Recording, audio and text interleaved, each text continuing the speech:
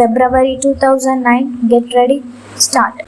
Mr. Vice Chairman, sir, at the outset, I would like to express my gratitude to the honorable members on both sides of the House for participating in the discussion and making very valuable suggestions. They have expressed their views in their own way, but at the same time, they have touched on some of the issues which are very important from the point of view of the national economy. I would not say that the views that they have expressed are due to any political consideration, but they are really expressed in the national interest. In this connection, I was happy that there was at least one honorable member who said that we should face the question of economy from a national point of view.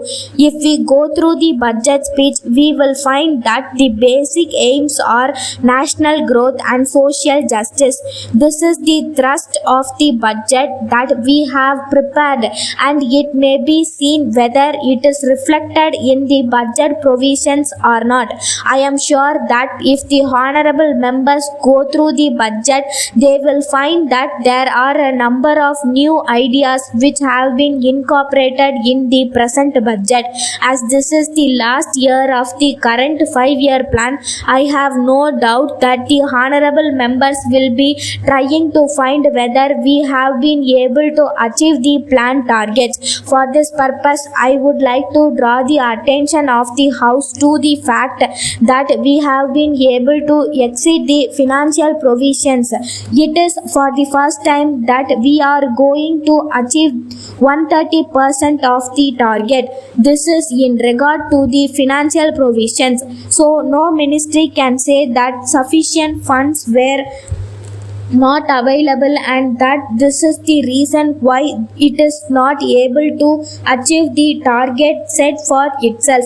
But at the same time, I agree that merely spending money is not adequate. On the other hand, there should be adequate return in physical terms. That is why we have been making provisions every year with a view to seeing that the various sectors are able to achieve the targets that they have set for themselves. If the honorable members go through the documents which have been presented to the House, they will find that there are 2 or 3 things which are very important. The first is the rate of growth. I do not understand why the leader of the opposition was very angry about the rate of growth, because of the fact that somehow or other this time, on account of the favorable monsoon, we were able to achieve almost 170 million tons of food grains production. There is still one more year left, and if we have normal monsoon, I am sure we will be able to achieve more next year. I think there should be no difficulty in achieving this when we look at the provisions that we have made for this sector. Some honorable members said that there was less provisions made for agriculture and irrigation works. I should say that this has to be looked at in a proper manner. I would like to point out that the provisions made by the central government will have to take into account the borrowings from the different banks.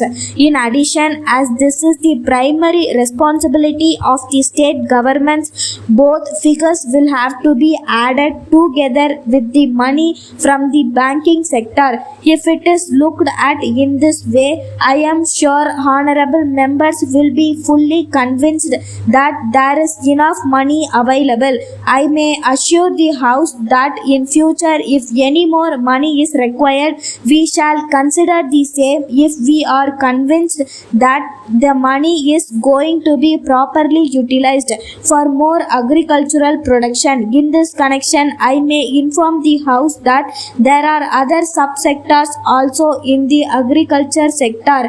I am glad to inform the House that there are 3 areas where the progress has been very great. They are cotton, oilseed and sugar. These are the 3 areas where there has been a record production. So we hope that we will be able to achieve greater production in future and it will be possible for us to achieve the target that we have set for ourselves. It will be clear that we are doing our best in the matter. Stop.